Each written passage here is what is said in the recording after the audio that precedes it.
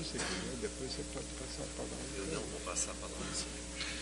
Bom dia a todos os professores do Brasil que estão nos assistindo. Vamos começar a última parte da nossa atividade desta semana, que foi excelente, né? Temos notícias de praticamente todos os lugares onde ela foi realizada, com ótimo desempenho e interesse, né, dos participantes.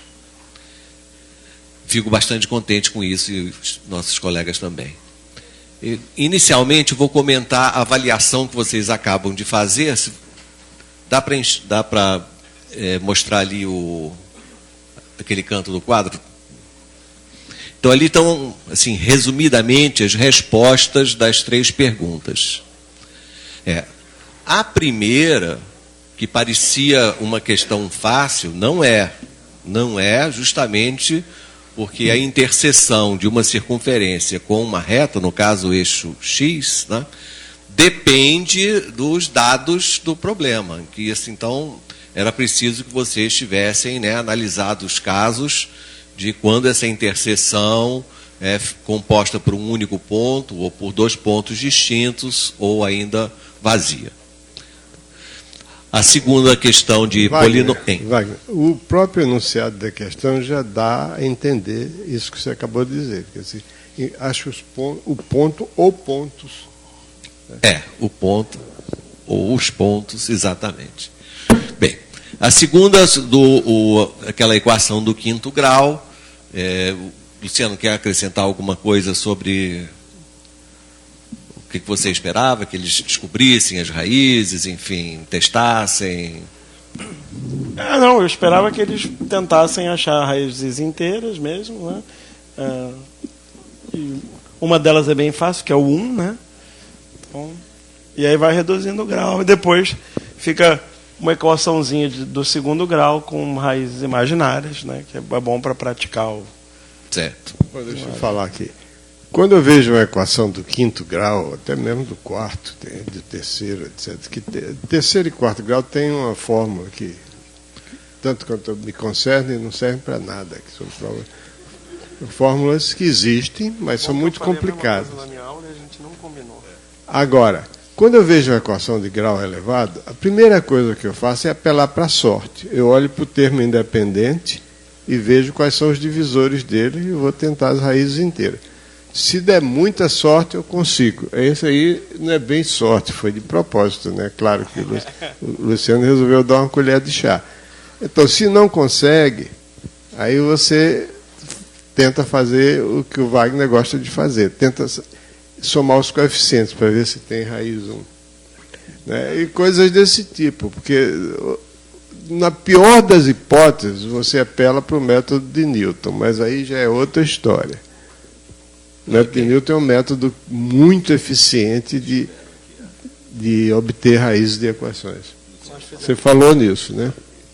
Então, é um método tão bom que cada vez que você... É uma sequência de aproximações sucessivas, cada aproximação é 2 vezes melhor do que a anterior. Quer dizer, se você tem uma aproximação com 3 algarismos decimais exatos, a próxima tem 6, a outra tem 12 e assim por diante. Beleza. Okay. E, finalmente, a terceira questão, o sistema indeterminado, que Paulo César colocou, o escalonamento rapidamente, né, da terceira linha com zeros. Então, a solução, o conjunto de todas as soluções é uma reta, né, formada pela interseção daqueles 2 planos, que era a resposta do item A, e no item B a resposta é pessoal, onde ele pedia para exibir 2 soluções quaisquer. Esse tipo de questão dá um trabalho enorme para o professor, né, porque não há uma resposta fechada, é uma coisa pessoal, já que depende de você escolher algum valor para colocar numa das incógnitas. Essa avaliação, né, que é muito importante para nós, ela será corrigida em cada uma dos lugares onde esse curso foi realizado. Os resultados retornarão aqui para o Rio de Janeiro, serão enviados para o Rio de Janeiro, que nos permitirá, né, fazer comparações entre as realidades, né, dos diversos lugares do Brasil. E quero dizer que as notas não serão divulgadas. Isso é apenas para a nossa análise. Se você quiser muito saber a sua nota, você pode perguntar para o seu coordenador. Mas ela não será, em princípio, não será divulgada assim para o público. Ok? Então, essa última questão que foi proposta pelo Paulo César, ela tem também um conteúdo, digamos assim, doutrinário, que é o seguinte: em geral, no ensino médio, quando se estuda o sistema de equações lineares, os professores e os livros dão toda a importância aos sistemas determinados. Quando é que tem uma solução, achar essa solução. Em várias aplicações da matemática e na própria matemática pura, os sistemas indeterminados são muito mais interessantes, porque você não só tem muitas soluções e você escolhe dentro das questões que você está resolvendo aquela que mais lhe convém ou aquelas que mais lhe convém, como você pode obter uma fórmula que diz quais são as soluções em função de uma ou duas das coordenadas, das incógnitas. Tá? Então, procurem adotar essa atitude de que um sistema indeterminado é muito mais interessante, oferece muito mais possibilidades de soluções.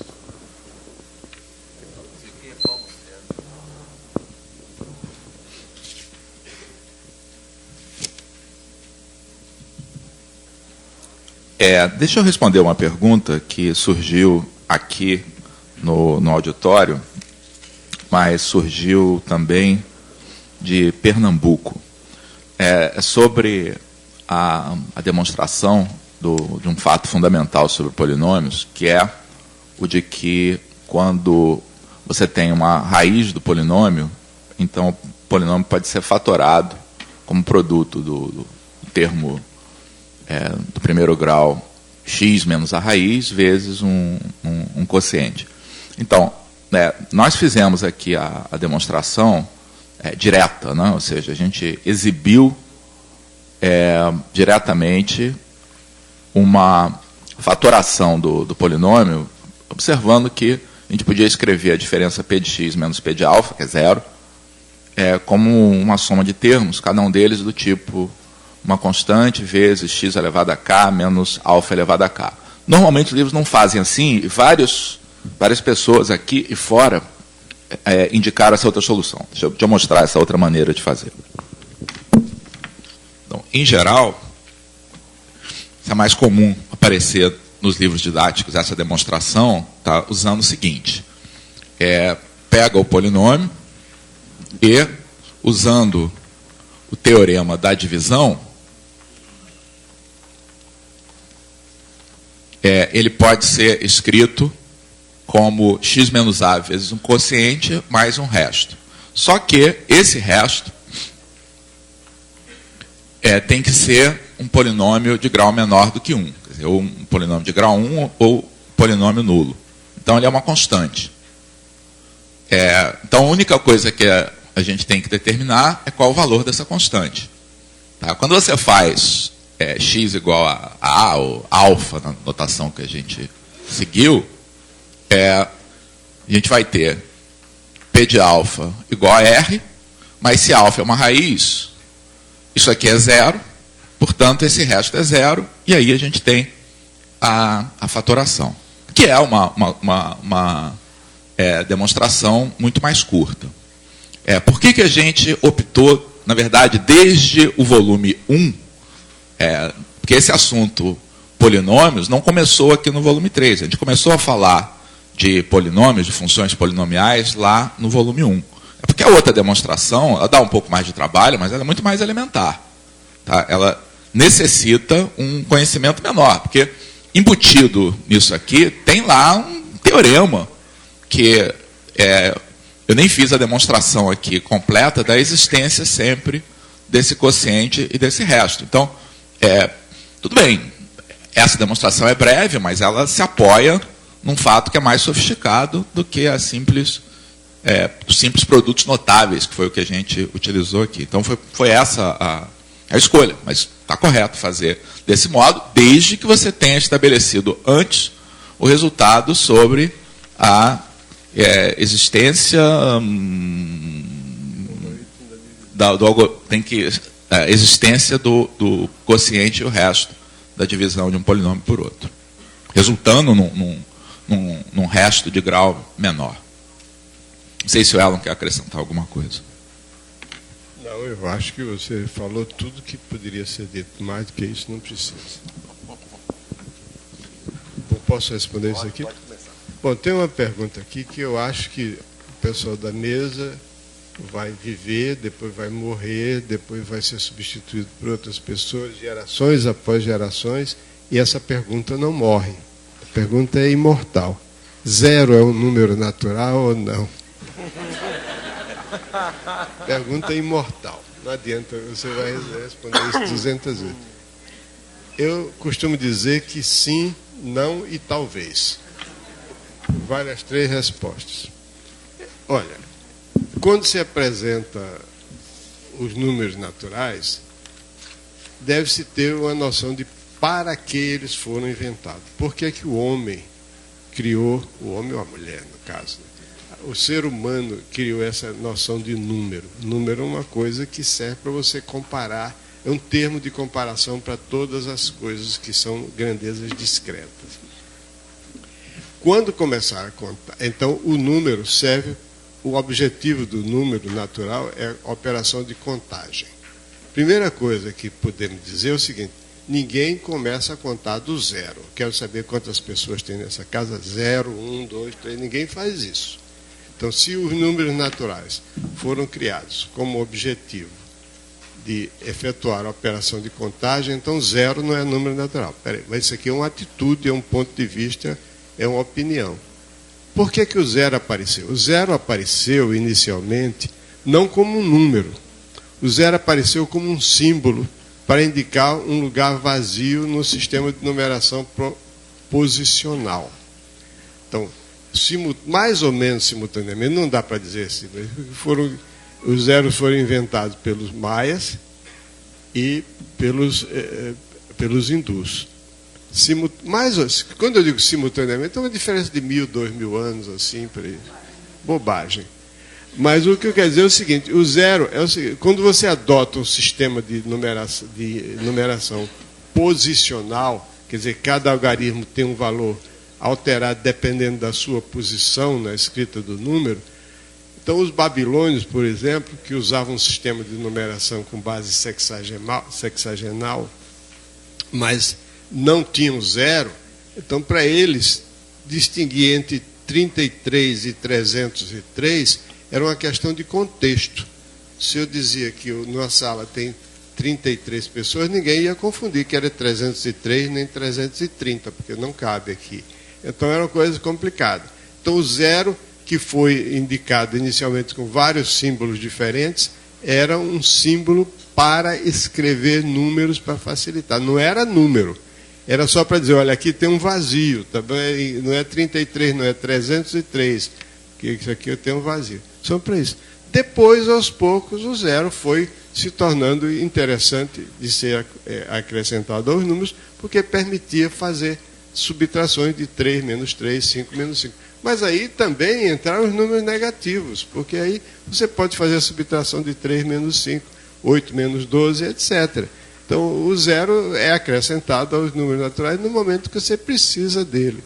Precisa dele na hora que você precisar de fazer subtrações. E subtrações você precisa fazer também com um subtraendo maior do que o minuendo. Ou minuendo menor do que o subtraendo. Eu nunca sei qual que é minuendo, qual que é subtraindo. Eu só sei divisor e dividendo, porque divisor a gente sabe. Mas... Quando as minhas filhas eram pequenas, papai perguntava, papai, o que é minuendo e subtraindo? Eu não sei. Você é professor de matemática e não sabe? Eu não sei. Ok. Uma pergunta de Osnildo Carvalho, que... Desculpe, eu fiquei dizendo besteira e esqueci de dizer o principal. Quando você apresenta os números naturais pelos axiomas de Peano, quer dizer, um é o número natural, todo número natural tem sucessor e tem o axioma de indução também. Aí é preciso lembrar que o Giuseppe Peano, quando introduziu esse axioma, ele não falou em zero, não. Primeiro, o número que não é sucessor de nenhum outro é o 1, não é zero, não. Ok. Então, cada um adota o conjunto dos naturais que achar mais conveniente. Começar de menos 1 também não é mal. Mas você tem liberdade. Tá? Não existe uma lei que obrigue você a fazer dessa forma. Hoje Nildo Carvalho pergunta, dá os parabéns e diz que está muito contente, e pergunta por que as nossas aulas não começam com uma situação, um problema, como o professor Elon sempre recomenda. Faço o que eu digo, mas não faço o que eu faço. Peraí, mas a gente tem uma justificativa aqui, né? Que a gente tem um tempo muito curto aqui, de 1 hora, para poder passar uma mensagem. Mesmo assim, se vocês observarem, muitas das aulas começam com uma situação, um problema, sim. Dentro do possível a gente faz isso. Obrigado, Paulo César. Olha, se vocês olharem o nosso livro, principalmente o livro Temas e Problemas Elementares, por exemplo, todos os temas começam com um problema. Em geral, a gente começa... Por quê? Porque quando a gente está escrevendo um livro, a gente tem tempo, tempo suficiente para fazer o que a gente prega, o que a gente aconselha. Mas nunca esquecer daquilo, né? Que o tempo aqui é muito reduzido, muito reduzido. E o Paulo César tocou no ponto certo. Agora, mesmo com o tempo reduzido, às vezes não no início da aula, mas a gente sempre apresenta uma situação, problema. Só para dar um exemplo, numa aula que teve ontem de polinômios, a gente começou com uma situação, problema, que o professor, inclusive, pediu que vocês fizessem o problema e ninguém fez, ninguém nem... Né? Então isso aconteceu, sim. Uma situação realmente problemática, né? Problemática. E achavam que o professor estava de brincadeira. Não, é para fazer isso mesmo? Juro que ele quer que eu faça isso. Né? Teve sim, né? Bem, a outra pergunta é que comentou-se que na aula de polinômios o Luciano aqui disse que chamar a fórmula da equação do segundo grau de fórmula de Bhaskara é inconveniente e quer saber então por quê. Eu vou passar para você, eu vou responder essa aqui, passo a bola. A fórmula de Bhaskara, o nome Bhaskara é completamente inconveniente porque a fórmula que resolve a equação do segundo grau não tem absolutamente nada a ver com o Sr. Bhaskara. O Sr. Bhaskara, que viveu lá no século XIII, né, escreveu 2 livros que vieram até os dias de hoje. Um deles é um livro de problemas, que resolve problemas de diversos tipos. Alguns, inclusive, recaem numa equação do segundo grau, que ele, inclusive, não resolve pela fórmula que vocês conhecem, porque naquele tempo não havia fórmula. Então, ele fazia completando os quadrados. Então, não usava fórmula, porque não existia fórmula. E o outro livro que ele escreveu é um livro de equações diofantinas. Então, esse nome Bhaskara, ele surgiu na década de 70, aqui no Brasil, porque em nenhum outro lugar do mundo se fala Bhaskara. Eu, inclusive, Bhaskara era indiano. Eu já pesquisei livros de matemática da Índia e ninguém fala em Bhaskara associada à equação do segundo grau. Então, um dia alguém inventou, achou bonito esse nome, ele é realmente um nome sonoro, né? E aí pegou. Só abrindo um parêntese, vocês, quem é ligado à fotografia, sabe que o nome de uma empresa de fotografia muito famosa se chama Kodak, né? Isso, sabe o que quer dizer esse nome Kodak? Nada. Ele foi inventar porque ele é um nome sonoro. Não, sonoro e tal. Então, é a mesma coisa. Bhaskara é um nome bacana de falar. mas não tem nada a ver com a equação de segundo grau. Vou passar para o Elon, que vai continuar a responder a pergunta do Osnildo. Bom, a segunda pergunta dele é por que não existe o programa de lógica na coleção matemática do ensino médio. Se nós fôssemos acrescentar um livro na matemática do ensino médio, preliminar a esses estudos, eu poria um livro de gramática e não de lógica. Porque a verdade dos fatos é o seguinte: o professor de matemática, juntamente com o aluno, precisa muito mais de entender gramática, de saber falar e interpretar, e principalmente ler corretamente as coisas, do que de lógica. É um argumento incorreto dizer que matemática necessita de lógica. A lógica que precisa para a matemática é simplesmente uma coisa extremamente elementar que se resume em interpretar as reuniões, interseções, inclusões e implicações de conjuntos, que está no nosso livro Matemática do Ensino Médio, volume 1. Aquilo ali é tudo que precisa.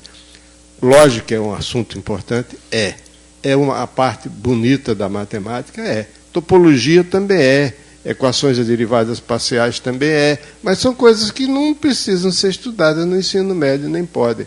Então, lógica é um assunto matemático, lógica matemática, não lógica filosófica, matemática é um assunto importante, bonito, tem teoremas não triviais, controvérsias fantásticas, porque se liga estreitamente com os fundamentos da ciência, mas não é necessário para estudar. Então, eu repito, para concluir, se eu tivesse que acrescentar uma coisa anterior para começar o estudo da matemática, eu acrescentaria gramática, principalmente análise lógica. Análise lógica, análise sintática, que se chama atualmente, corretamente. Ok. Por que o INPA não lança uma coleção de matemática para os estudantes do ensino fundamental e médio? Porque nós aqui temos outras atribuições além daquelas de escrever livros de matemática para o ensino médio.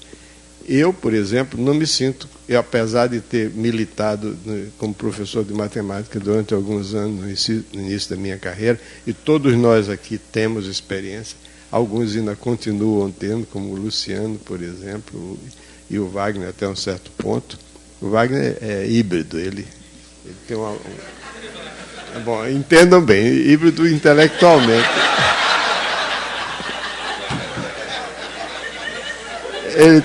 Ele tem uma perna no ensino médio e uma perna no ensino superior, no ensino universitário.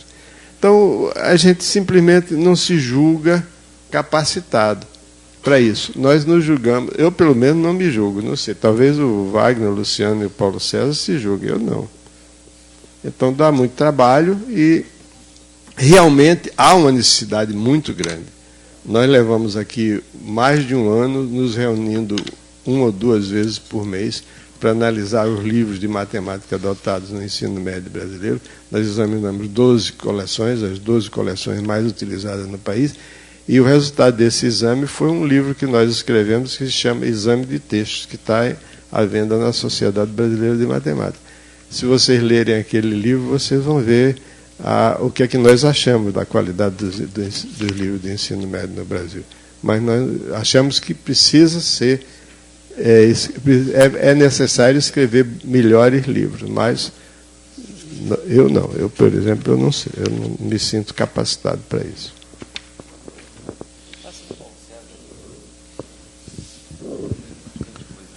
Eu estou com algumas perguntas, inclusive, para não perder aqui a ocasião, que vieram pelo chat aqui do curso. Tem uma observação aqui que eu não sei se eu entendo. Quer dizer, o professor Rui, da UNB, diz que para ele há uma diferença entre falar o conteúdo e explicar o conteúdo. Essa é uma pergunta.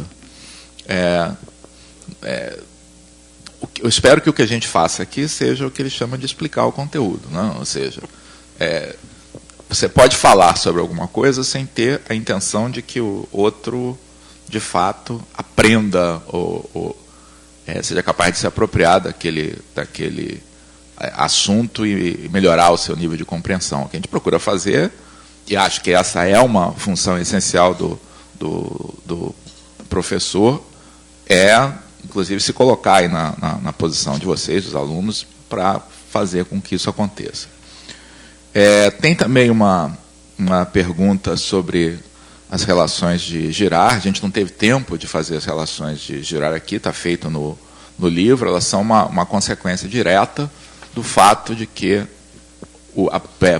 por meio do teorema fundamental da álgebra, a gente sabe que todo polinômio pode ser fatorado num produto de fatores do primeiro grau, tipo x menos cada uma das raízes. Daí, as relações de Girard seguem igualando os termos semelhantes, os termos de mesmo grau dos dois lados.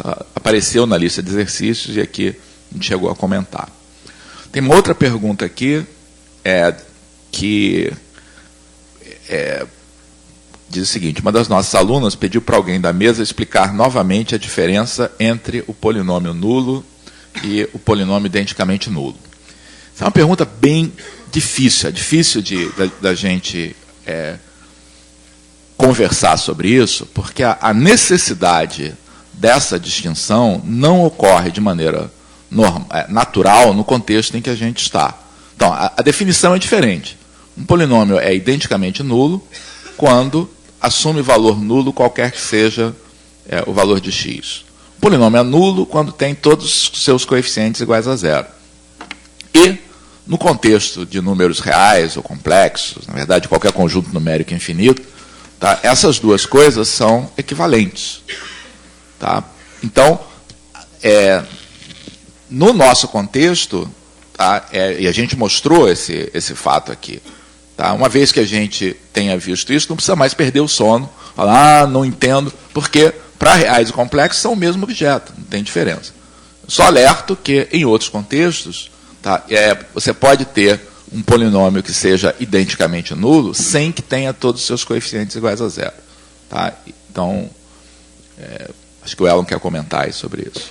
Porque existem duas noções de polinômio que mais ou menos esse assunto é mencionado no volume 1 do nosso livro. No 3 também. É o seguinte, você tem a função polinômio e você tem a forma polinômio. Função polinômio é uma correspondência, forma, vamos começar com a forma, é uma expressão do tipo A0xn mais A1xn menos 1 mais etc.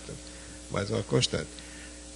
Isso aí significa, quando você olha para isso, é uma forma, significa, uma coleção de símbolos, sem significados a priori.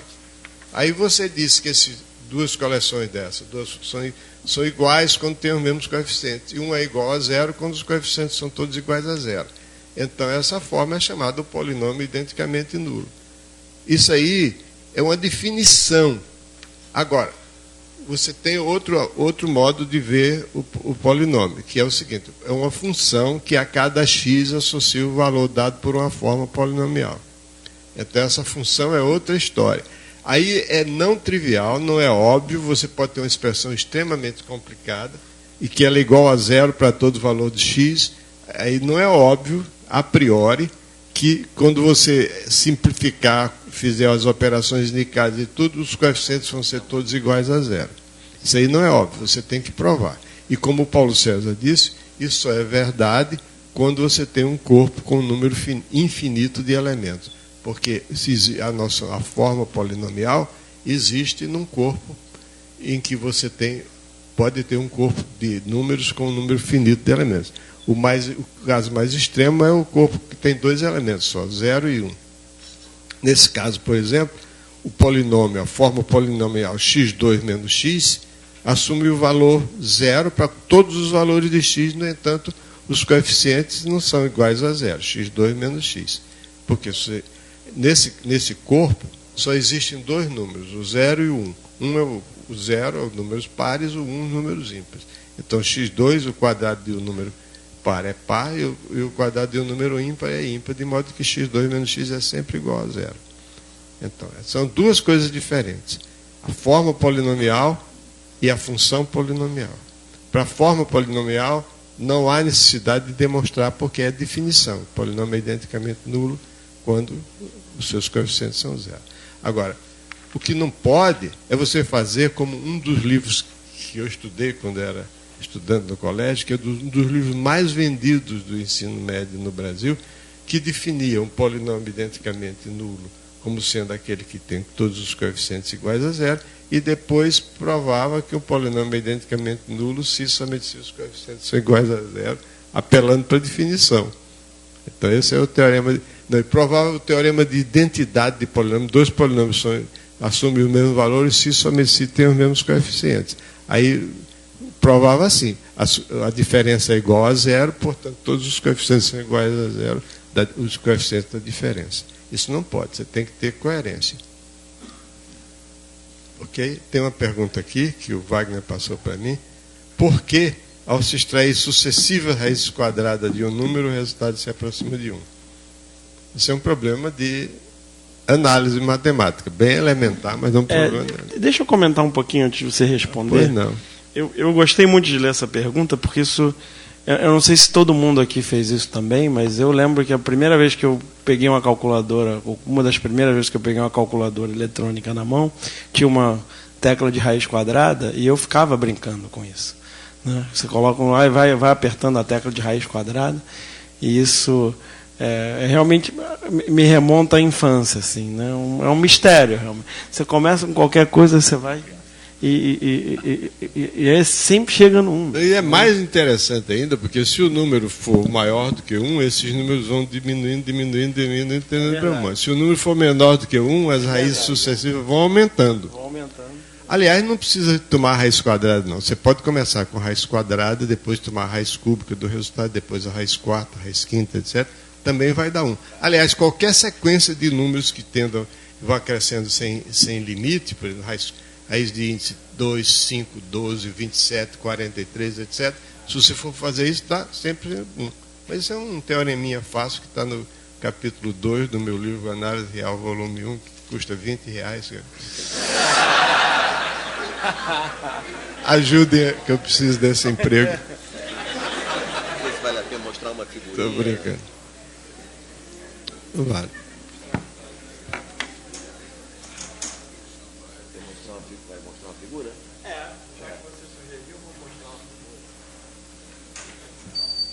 Esse aqui esse é mais para você.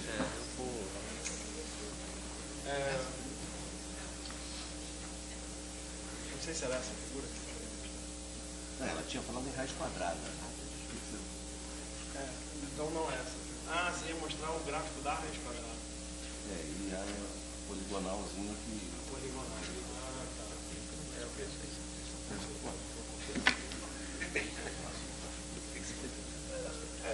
Eu pensei em fazer... Faz a sua figura. Eu também pensei em outro. Além da sua figura ser Vai ser melhor. interessante, você desenhando... Você vai desenhar. O que eu estou fazendo?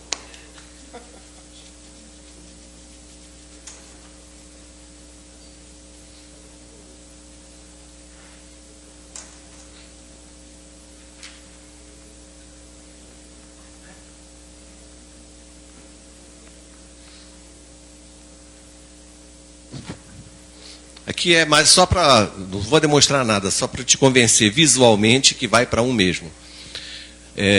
Pegue um... Vou pegar com o menor que 1, que é mais chocante o fato de que quando você pega um número entre 0 e 1 e vai extraindo raiz quadrada, ele vai aumentando, né? Então pegue aqui um número x0 nesse intervalo. Então o que é a raiz quadrada de x0? A raiz quadrada de x0 é essa ordenada aqui, né? Eu tenho aqui. Então, visualmente, né? Quer dizer, a raiz quadrada de x0 já é uma coisa maior que x0. Agora, como aqui eu tenho a bissetriz, né, reta y igual a x, eu ando com esse negocinho para a direita e marco essa segunda abscissa x1 aqui. O que acontece com x1? Como aqui eu tenho esse...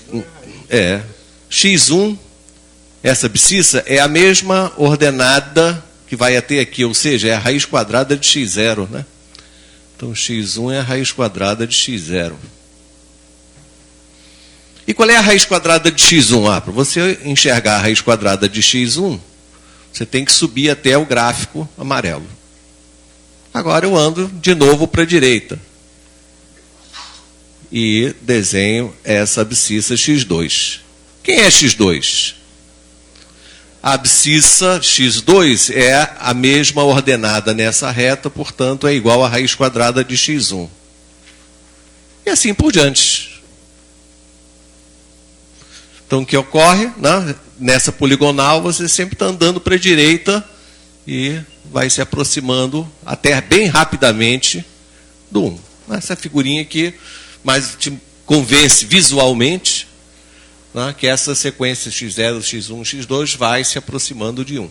E a mesma coisa de lá para cá, né? Se você em casa pegar um x0, ver a raiz quadrada, né, vai até a reta, volta e a coisa vem andando de lá para cá. Tá certo? Muito bem. Essa pergunta foi de Curitiba, da professora Keila, que também pergunta o seguinte. Aliás, ela fala que ela tem poucas aulas lá no Paraná, 2 a 3 aulas de matemática por semana. E que a ementa da disciplina é extensa e, na nossa opinião, o que seria mais adequado ensinar. Por exemplo, na escola em que leciono, não se trabalhava probabilidade. Nem logaritmo, nem exponencial, nem matemática financeira. Bom, bem, aí ela diz assim, agora vem a parte importante, passei a trabalhar esses conteúdos, mas no terceiro ano não consegui chegar em números complexos. Minha opinião, ótimo. Eu acho que probabilidade é um assunto que atualmente se recomenda que seja colocado já bem cedo.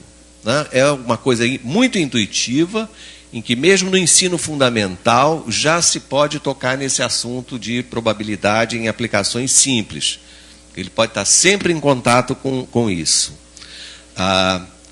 Função exponencial é importantíssima, porque justamente ela ligou corretamente, falou em matemática financeira logo a seguir. Então, função exponencial, matemática financeira, que é coisa da vida, de lidar com dinheiro, né? Entender o que é juro, saber o que acontece nos investimentos, caderneta de poupança, isso é uma coisa importantíssima.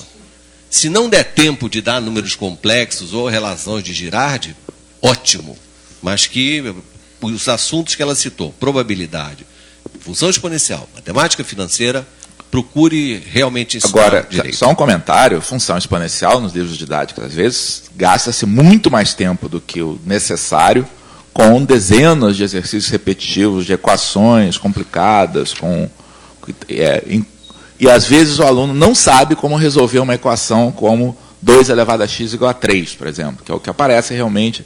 Ele sai da escola sabendo resolver equações do tipo 2 elevado a x2 menos x igual a 4 elevado a x mais 1, ou algo parecido, e aí pega uma equação que a gente realmente encontra na prática como 2 elevado a x igual a 3, que não tem uma raiz que possa ser obtida assim analiticamente, resolvendo uma equação, e ele não sabe fazer. Então, dentro desse assunto, tem escolhas para fazer também. Existem coisas difíceis de explicar no ensino. Não é o seguinte, por que se ensina progressão geométrica? O aluno dificilmente vai ter ocasião de aplicar progressão geométrica no problema. E vai aparecer, sim. Mas acontece que os alunos saem do colégio e não têm a menor ideia de que progressão geométrica, uma progressão geométrica, é uma função exponencial cuja variável você restringiu aos números inteiros. Só isso. Do mesmo modo que uma progressão aritmética é uma função afim que você restringiu a considerar a variável independente só inteiro.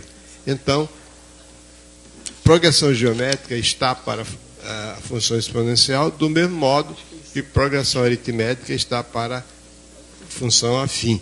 E essa ilação, essa correspondência, essa conexão devia ser explorada e mencionada. Aí o aluno teria mais noção de que para que servem aquelas coisas que ele está estudando.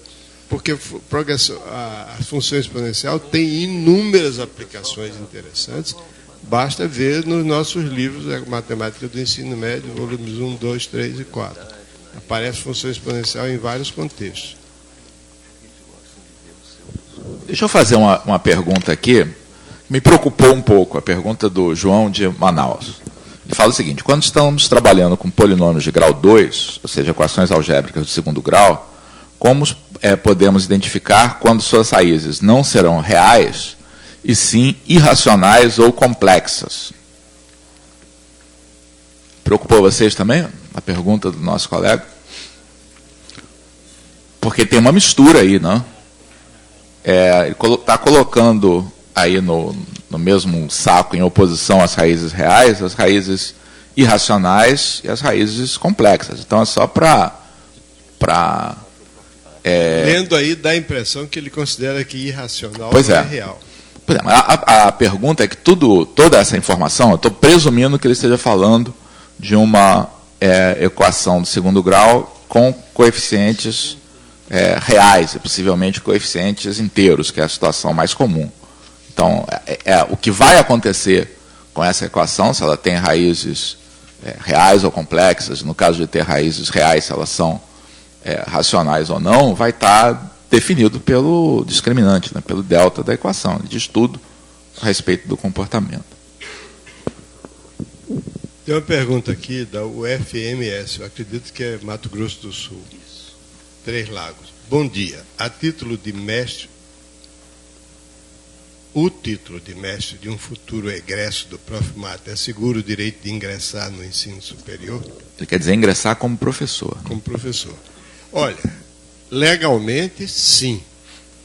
O que eu não acho muito correto, mas não tem como evitar. Pelo seguinte, porque o Profmat é um curso de mestrado profissional. Curso de mestrado... acho que não era bom você falar um pouco aí sobre o projeto, não? Porque acho que muita gente tem curiosidade sobre isso. Depois eu falo. Aí vocês podem falar também. O Profmat é um programa que está sendo organizado pela Sociedade Brasileira de Matemática, com o fortíssimo apoio do INPA e de várias outras universidades, instituições de ensino no Brasil, cujo objetivo é oferecer um mestrado profissional no ensino da matemática. Mestrado profissional existe já no ensino da matemática em algumas outras universidades. Em vários lugares tem mestrado profissional no ensino da matemática. A diferença é que esse é um mestrado nacional, de âmbito nacional, não é restrito a uma universidade, mas é restrito, eu tenho a impressão que são 50 universidades, 52 instituições de ensino. E o nosso ideal, quer dizer, nosso ideal é muito forte. Assim, a nossa crença era de que esse programa oferecia um diploma de mestrado profissional. Mas acontece que o diploma que o Ministério da Educação permite que seja emitido diz mestrado só, não diz mestrado profissional. Esse problema não existe somente em matemática, existe em economia, em várias outras... Eu acho que o diploma diz mestrado profissional. O que acontece é que é um título de pós-graduação estrito sensu. Então, diz mestrado profissional? Mas então, aí, de acordo com a lei, a resposta para isso é a seguinte: assegura o direito, de acordo com a lei, assegura. Porque tem um mestrado, estrito sensu. Eu acho que essas coisas podem evoluir. Eu não sei como é que vão ser os editais. Pode ser que os editais digam diferentes, pode ser que haja... a gente não tem muito controle aí sobre o que vai acontecer. Bom, você me esclareceu. Eu achava que o mestrado profissional não dizia só mestre. Você tem certeza que diz mestrado profissional? Sim. Ok. Eu vou passar a bola de novo para o Elon, porque tem uma pergunta da Adriana aqui que é muito difícil de responder. Obrigado. Bem, o Profmat foi lançado assim, super recentemente. Queria informar que o número de inscrições para o exame agora, mês que vem, já ultrapassou a 20 mil, já temos mais de 20 mil candidatos hoje, né? As inscrições vão até o dia 31, quer dizer... Aliás, abrindo um parênteses, o que eu ia falar, vou pedir aqui ao Rio de Janeiro para o professor Elon ver. Queria saber quantos de vocês já estão inscritos no Profimate? No exame, olha só. Obrigado. Quantos de vocês ainda pretendem se inscrever? Quem ainda pretende se inscrever? Poucos. Então, quem realmente tem interesse no programa já se inscreveu. E imagino que nos outros lugares não seja diferente.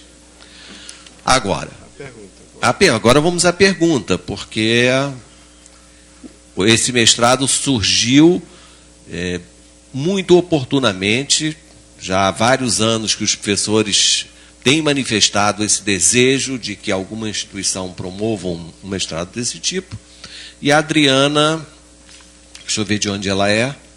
Salvador, Bahia. Ela diz, segundo o edital, o mestrado profissional em matemática tem como objetivo atender ao professor de escola pública. Sendo assim, por que é permitido a inscrição de qualquer outro professor? Quais são as chances que eu tenho de ser aprovada se eu não sou da escola pública? Bom, uma coisa... é o que eu acredito, o que eu me disponho a lutar por ela, e outra coisa é o que é possível fazer. Na minha opinião, todos os professores que se ocupam com o ensino de matemática no Brasil são cidadãos brasileiros e, de acordo com a nossa Constituição, têm os mesmos direitos, todos. Entretanto, o Ministério da Educação tem uma preocupação fundamental de melhorar a qualidade do ensino público, que anda não muito boa. Então, esse mestrado foi concebido de uma forma e realizado de outra, porque a gente tem que submeter à legislação, não tem jeito. O Ministério da Educação tem um programa, tem o propósito de melhorar a qualidade do ensino público. Por isso, está privilegiando os professores de escolas públicas como aqueles que podem participar desse programa. Porque, de tal modo feito o edital, que praticamente o professor que não é da escola pública não tem chance de conseguir uma vaga. Mas, eu acredito que isso não é uma coisa permanente. Esse edital pode mudar, de acordo com conforme a realidade evolua, nos próximos anos. Não para agora. Agora o que está valendo é esse. Agora, eu quero dizer também outra coisa importantíssima a respeito do Profimate. A coisa principal do Profimate, o resultado, é o exame final, que dará direito ao diploma. Esse exame final vai ser feito nacionalmente, mas não por cada polo, mas centralizado aqui. E vai ser um exame rigoroso, julgado de forma rigorosa, e quem ganhar o diploma ganhou porque mereceu ganhar e tem qualidade para isso. Então, de modo que não adianta a pessoa querer se dizer, eu sou professor do ensino público, então eu estou na frente dos outros. Não. Se ele é professor do ensino público, muito bem, é uma pessoa dedicada que está se esforçando, se sacrificando para servir uma tarefa de um ideal nobre. Mas, para conseguir o diploma, vai ter que suar. É isso que eu quero dizer.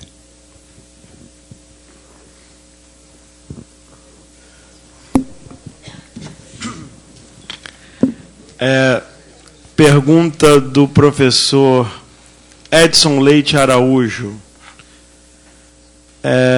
Pernambuco. Se eu entendi bem aqui, Pernambuco. Numa das questões a respeito de polinômios das listas apresentadas ontem, surgiu aqui uma discussão a respeito sobre a definição da raiz quadrada de um número real. surgiu aqui também. Não? Houve uma divisão entre os professores presentes. Houve aqui também. Gostaria, portanto, de saber qual seria a definição de raiz quadrada de um número real.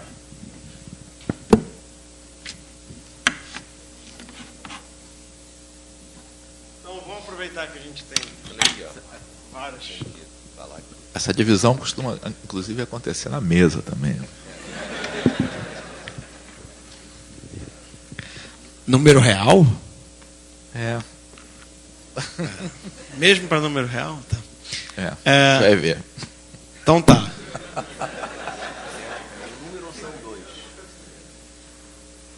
Letra A, letra B, letra C, letra D, letra E, dependendo do que aparecer.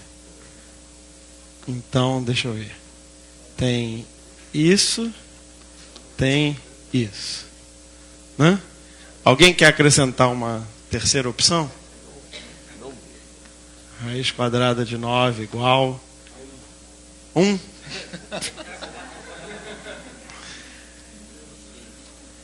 Menos 3. Tá. Alguém quer acrescentar outra opção? Algumas vezes que eu fiz essa pergunta, eu recebi essa resposta aqui. Módulo de 3. E às vezes que eu perguntei isso, que eu recebi essa resposta, eu perguntei se essa não era a mesma resposta do item A. E aí algumas pessoas me responderam que não. Então, enfim, está aí também.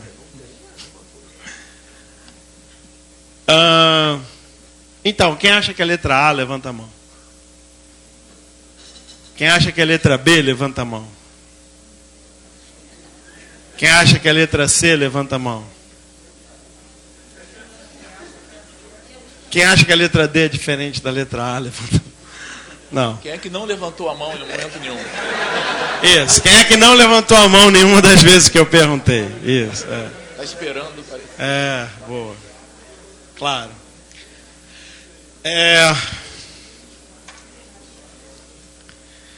Tá, então é o seguinte, tem uma diferença quando a gente fala em as raízes quadradas de um número, seja ele real, seja ele complexo, né? E aí fica claro que são todos os números que elevados ao quadrado. Então, se eu falo as raízes quadradas de 9, quais são? São 3 e menos 3. São os dois números que elevados ao quadrado, né, tem como resultado 9. Este símbolo, quando a gente trata de números reais, se a gente quer que ele represente uma função, e a gente costuma querer que ele represente uma função, né, ele só está definido se o número, né, que você coloca aqui dentro do símbolo, né, que se o argumento da função for um número real não negativo e, por definição, o resultado, o valor da função é um número que, elevado ao quadrado, é o 9 nesse caso, e, além disso, é um número não negativo. A gente pode escrever isso assim.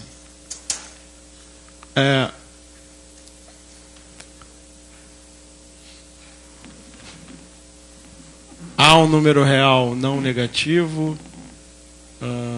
Deixa eu colocar assim. A maior ou igual a 0.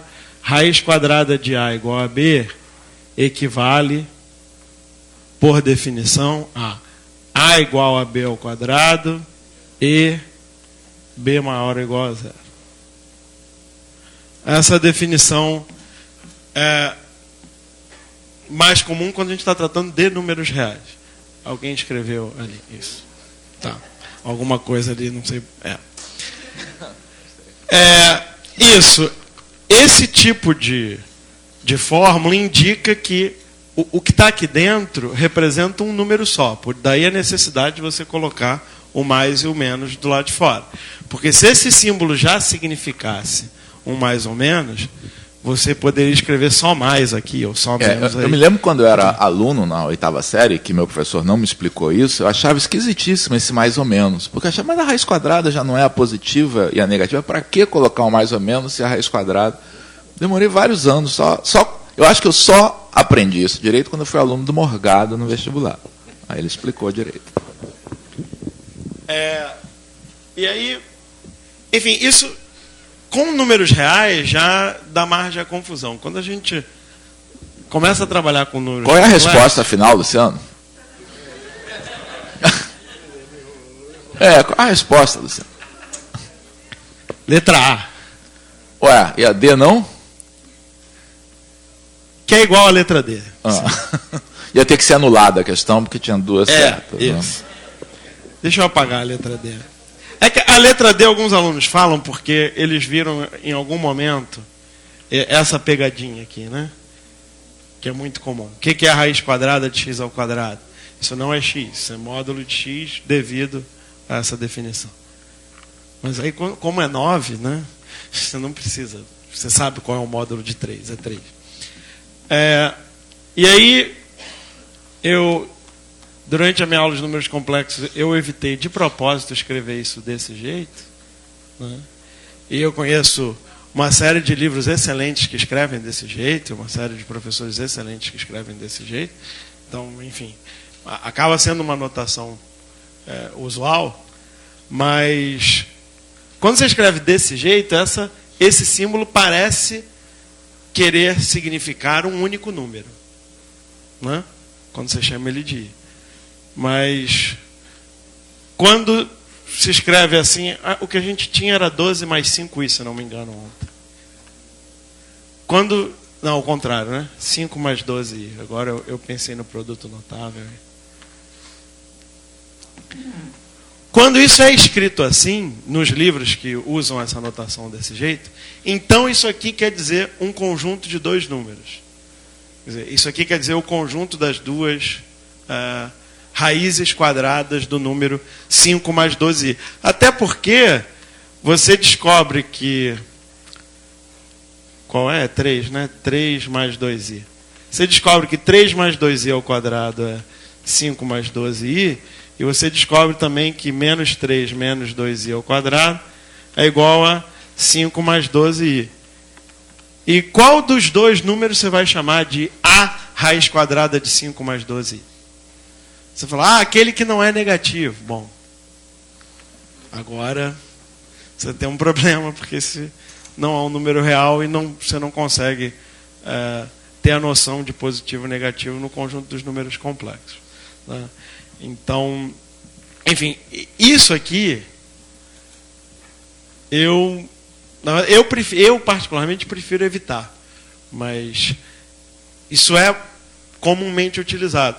O problema é que no meio de contas desse tipo, pode acontecer que em algum momento apareça isso aqui. Aí agora esse símbolo já quer dizer outra coisa. Ele queria dizer uma coisa no início da solução do problema, e depois no meio das mesmas contas, o mesmo símbolo quer dizer outra coisa. Então eu particularmente acho perigoso. Agora, voltando, que eu já me estendi demais. Para números reais, a definição é uma só.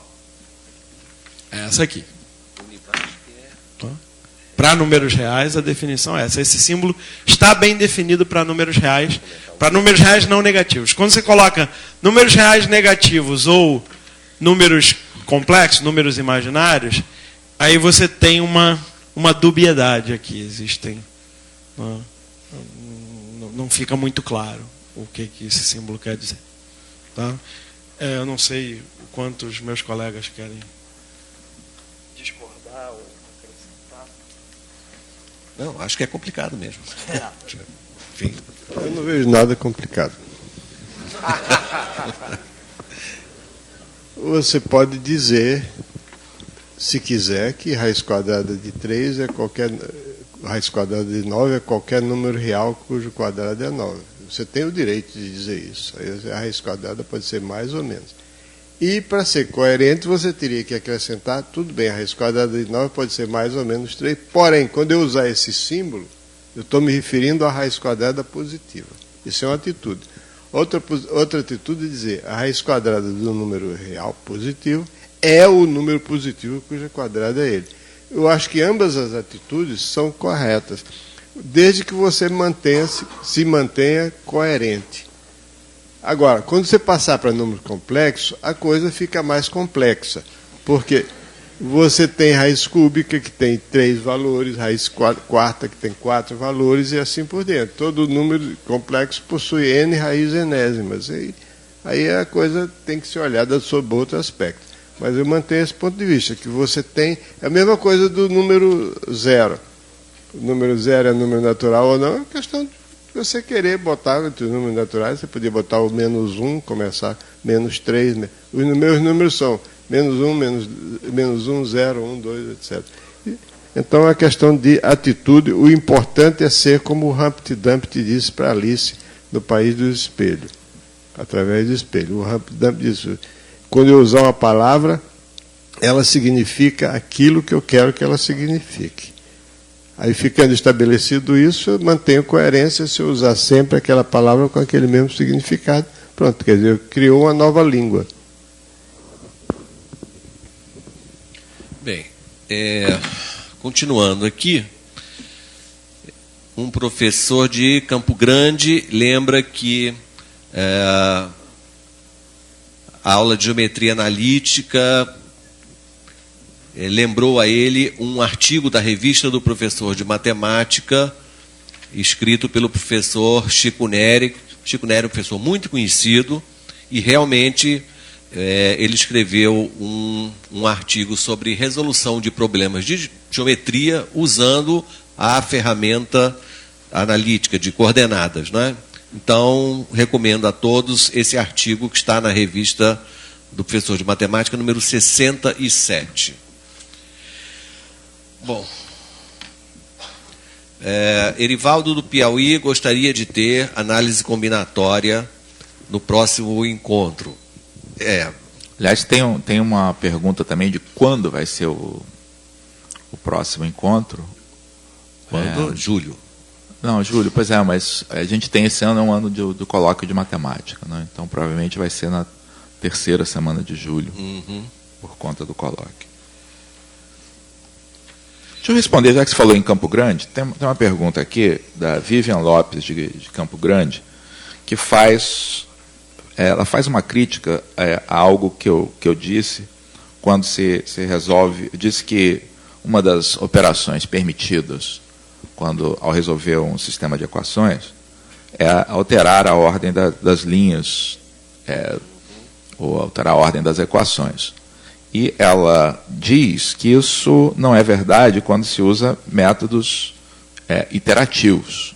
Porque quando você usa métodos iterativos, dependendo da ordem em que você tem resultados diferentes. É verdade, mas esse não é o nosso contexto. Então, uma frase aí que eu aprendi com o Elon, que eu acho que é uma frase muito boa, tá, que é uma homenagem ao bom senso, é que, segundo o Elon, repetindo as palavras dele, a gente deve ensinar matemática da mesma maneira como a gente ensina educação sexual para os filhos. Ou seja, não se deve mentir, mas também você não precisa contar toda a verdade. Quando seu filho está esperando, de onde é que eu vim, pai? Ele está esperando a pergunta, veio da maternidade, aí você dá uma aula completa de biologia, do parto, etc. Então, é a mesma coisa aí com sistemas lineares. Nesse contexto, a gente está querendo que os alunos aprendam métodos para resolver sistemas lineares, que são muito empregados e que servem para resolver equações aí com milhares de equações incógnitas, e que são métodos que terminam um número finito de passos, grande, mas mais finito. Então, métodos que são mais sofisticados são usados para sistemas de equações ainda maiores, que não daria para resolver usando escalonamento e que dependem de coisas de convergência, não precisam aparecer na hora que você está explicando no contexto de ensino médio.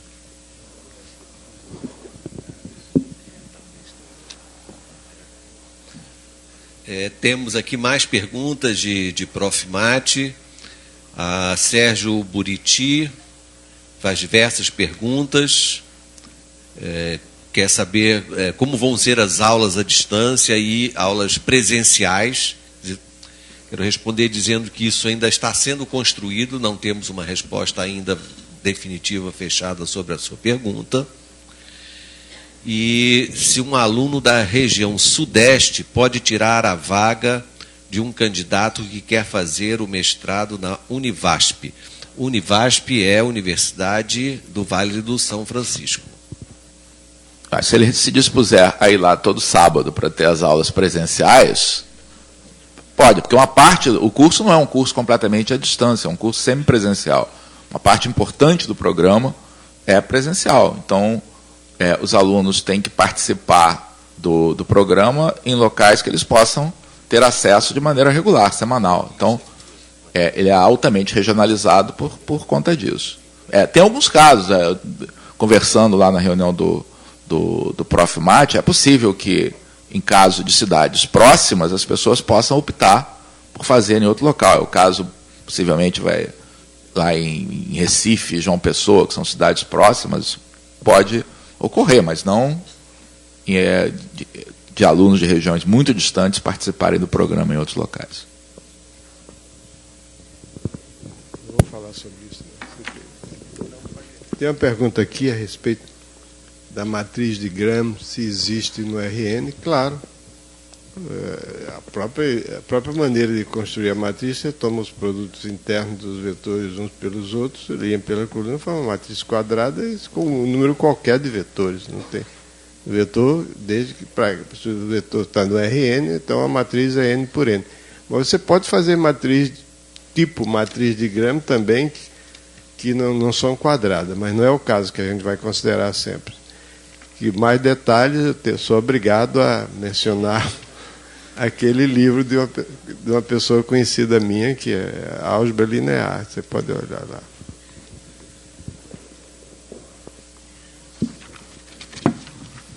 Tem uma pergunta direcionada principalmente ao professor Dr. Elon Lages Lima. É uma pergunta da professora Márcia Júlia, de Manaus, Amazonas. Eu não sei como responder essa pergunta. Talvez vocês saibam, eu não sei. O que fazer com o aluno que entra no ensino médio sem ter os conhecimentos necessários do ensino fundamental? O que é que você vai fazer? Ótima pergunta.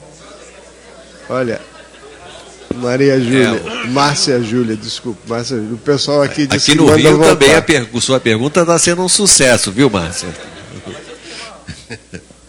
Olha só, eu acho que, é claro, uma pessoa que tem aí o primeiro grau, o ensino fundamental muito comprometido, vai ter problema. Porém, o ensino médio, o assunto do primeiro ano do ensino médio dá uma excelente oportunidade para a gente revisar, tá, muitos desses conteúdos e sanar, na medida do possível, muitas dessas deficiências. O que acontece, tá, é que muitas vezes, né, os livros didáticos, etc., não aproveitam essa oportunidade. Tá? Mas quando você vai estudar os assuntos lá da primeira série do ensino médio, tem uma ótima ocasião para rever esses assuntos. Isso é verdade. Agora, eu tenho a impressão que o que a professora Márcia Júlia o problema dela é o problema de que a pessoa, para aprender essas coisas naquele nível, não basta que ele aprenda os pré-requisitos matemáticos. Ela tem que ter o hábito do raciocínio matemático, o hábito do trabalho matemático, o hábito da organização do trabalho, que é uma coisa que a pessoa adquire a partir do primário, depois do ensino fundamental, etc. É que matemática depende, até um certo nível, a matemática depende muito menos de hábitos de trabalho do que de talento. A partir de um certo ponto, a matemática vai depender de talento. Mas durante os primeiros anos de colégio, até mesmo no começo do ensino médio, até o ensino médio todo, a matemática depende muito, o êxito na matemática depende muito mais da sua capacidade de trabalho, da sua organização, da sua disciplina, do que do seu talento. Então, isso aí, professora Márcia, aí não tem solução. Porque se você pega uma pessoa que não tem esse hábito de trabalho, não está disposta, essa pessoa não está disposta a se concentrar, a trabalhar arduamente e a ter disciplina e organização, porque uma das diferenças entre matemática e as outras matérias, eu já disse isso várias vezes, é que você pode aprender tudo sobre o governo de Getúlio Vargas e não saber nada sobre capitanias hereditárias. Você não pode aprender a resolver a equação de segundo grau se você não souber operar com números reais, né? Pelo menos fazer contas, adição, subtração, multiplicação e divisão. Então, a matemática ela tem esse aspecto de que ela é organizada cumulativamente. Não só esse aspecto cumulativo, mas também o que eu mencionei antes e vou terminar repetindo. Hábitos de trabalho, organização, persistência e disciplina. E isso aí, professor, isso aí não tem jeito.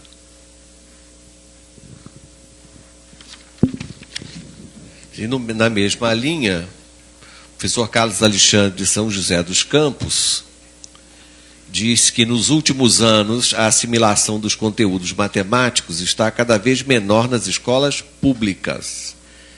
Tendo em vista que a matemática é um dos mistérios com conteúdos sequenciais, como solucionar esse problema? Dá para salvar a geometria na escola pública?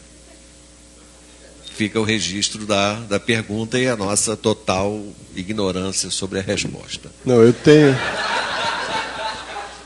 A solução eu não tenho, mas tem uma explicação do problema. Na minha maneira de ver é o seguinte: nos tempos dos nossos antepassados, a escola era um privilégio. A escola, poucas pessoas iam para a escola e muito menos pessoas iam para escolas superiores.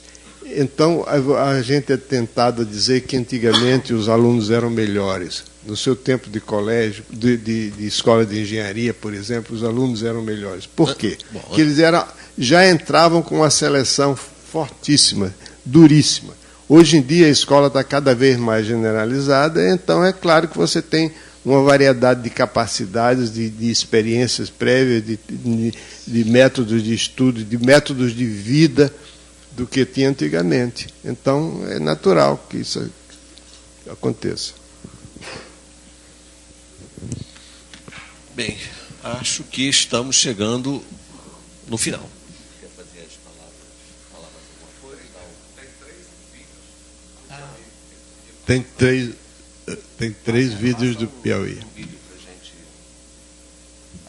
Eu queria mencionar que o Piauí é um dos estados onde esse programa tem mais sucesso.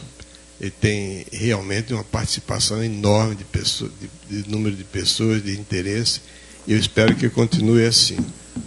Existem outros lugares também que merecem aplauso, como Sou Luiz Santana, Luiz Félix, da cidade de Barras. Estou aqui em Teresina participando do curso de aperfeiçoamento. Tenho uma sugestão para o próximo ponto. Certo? A gente sabe que a geometria trabalhada nas escolas, principalmente nas escolas públicas, ainda está muito longe do cotidiano do aluno, da realidade do aluno mesmo. Certo?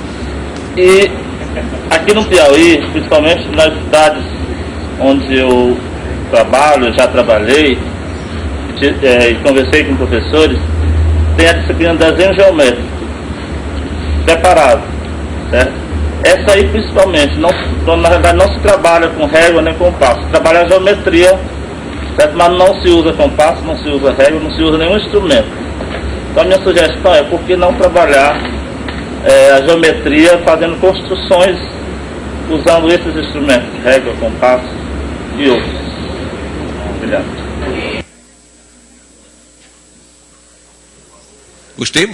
Gostei muito do professor. Acho que realmente sim, que não se deve separar geometria de construção geométrica. É tudo uma coisa só.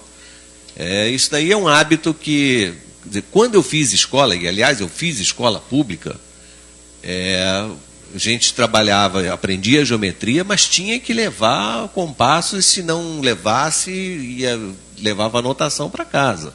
Então fazia parte da aula a régua e o compasso, e ter todos os instrumentos bem cuidados e apontados.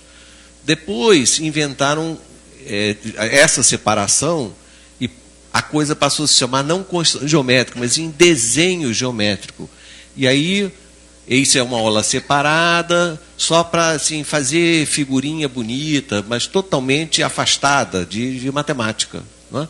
E isso daí, realmente, para mim, foi um retrocesso. Eu gostaria muito que, como professor do Piauí, registrou que nas aulas de geometria as construções estivessem presentes. Ainda mais que é uma maneira incrível de você gravar as coisas de forma permanente. Você construir as suas figuras, os seus triângulos, as suas coisas, usando as propriedades que você aprendeu, os teoremas. Né? É isso. Bem, meu nome é Ronilson. Eu sou do campus... sou do Instituto Federal do Piauí, no campus Floriano. A minha dúvida é o seguinte: nos livros desse curso, desse aperfeiçoamento, são abordados muitos conteúdos de geometria analítica. E são utilizados muitos cálculos com vetores, enfim, são muita análise. Eu gostaria de saber como eu vou utilizar o vetor no meu ensino com os alunos de ensino médio, já que essa parte de vetores, enfim, não está incluída no currículo geral do ensino médio. E aí minha dúvida seria essa, né? Ele disse que o vetor não está incluído, então inclua. Vetor é uma ferramenta.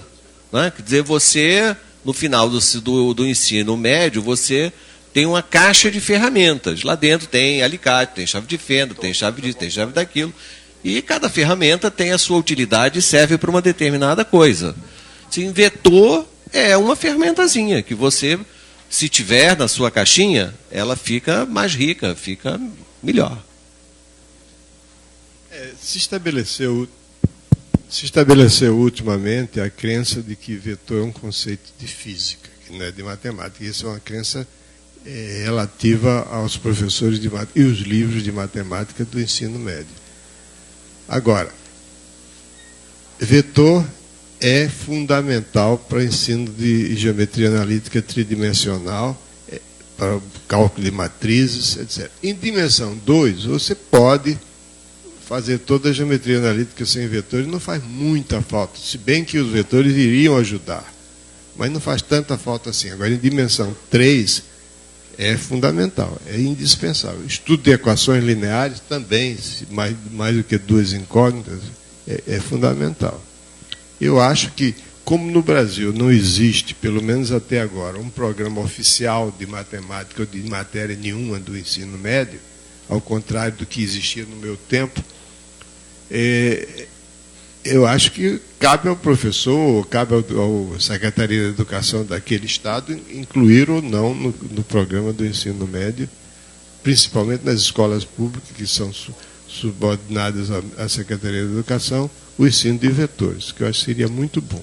Eu acho que um dos objetivos desse curso é formar lideranças aí entre os professores dos diversos estados. Quer dizer, cada um de vocês, acho que recebe essa mensagem, vai ter oportunidades diferentes, mas que podem surgir aí ao longo da carreira, tá, de influenciar, né, nos temas, na escolha, né, dos programas. Então, a gente acha que vetor é um tópico que não estar no programa de matemática é muito ruim, até porque é usado no ensino médio. Claro, o professor de física usa vetor. Sim, mas os números complexos também estão associados a vetores com uma multiplicação diferente. Mas vetor é do dia a dia de uma disciplina que usa vetor como instrumento matemático. E aí a matemática não fala de vetor?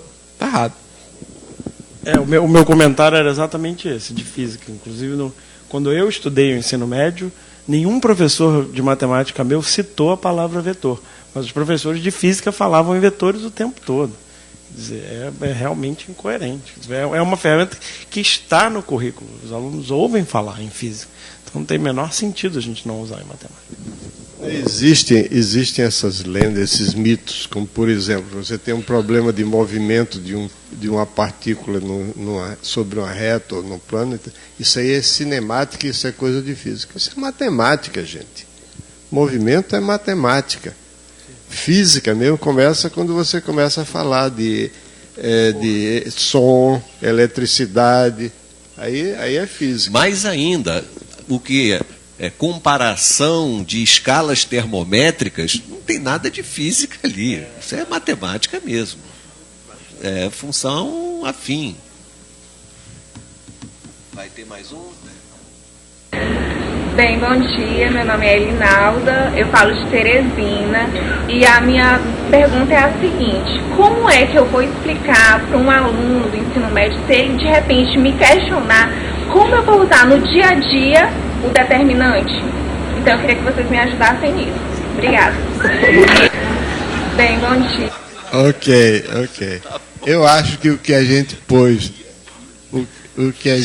pôs no livro de Matemática do Ensino Médio, volume 3, dá uma resposta para essa pergunta.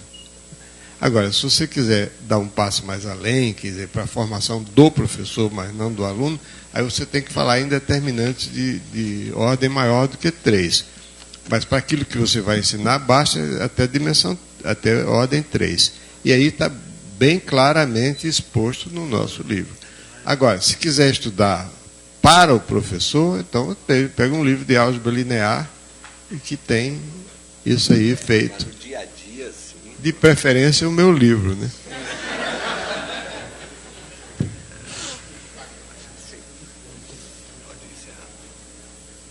Bom, eu queria obedecer aqui a ordem do nosso mestre de cerimônias, o professor Wagner, agradecer a presença dos meus colegas, Luciano, Paulo César e Wagner, e me desculpar perante os nossos participantes dos vários estados, que nós provavelmente deixamos de responder várias das perguntas.